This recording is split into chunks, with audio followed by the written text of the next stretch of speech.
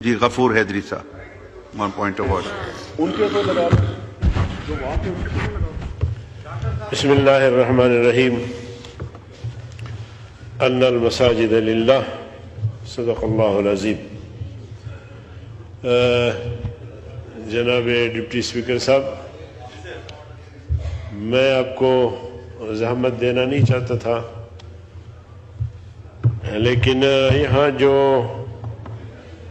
مدنی مسجد کی شہادت کا واقعہ پیش آیا ہے،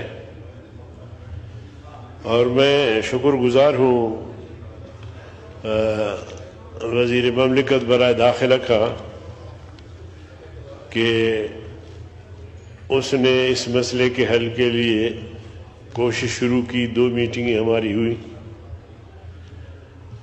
اور وہ پھر آج میں ان کو سن رہا تھا جو مدنی مسجد کی شہادت پہ وہ کچھ فرما رہے تھے، تو میں نے بھی مناسب سمجھا کہ میں اس حوالے سے تھوڑی سی وضاحت کروں. جناب ڈپٹی اسپیکر صاحب،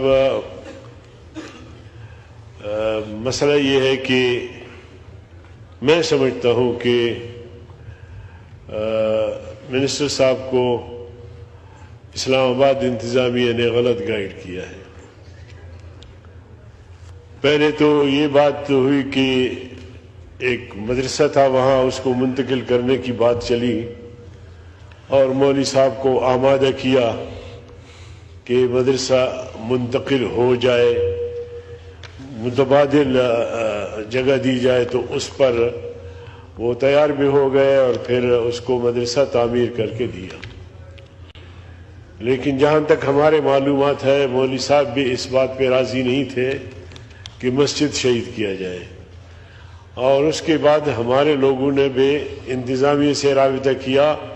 آخری رات تک 11-12 بجے تک انہوں نے کہا کہ جی نہیں، ہم مسجد شہید نہیں کریں گے. اب یہ موقف دے رہے ہیں کہ جی یہ مسجد جو ہے یہ اوقاف کی ہے. مسجد اوقاف کی ہو، کسی شخص کی نجی زمین پر ہو، مسجد مسجد ہے، اللہ کا گھر ہے. جب ایک دفعہ تعمیر ہو جاتی ہے تو پھر قیامت تک وہ مسجد مسجد رہتی ہے، اس کو شہید نہیں کیا جا سکتا.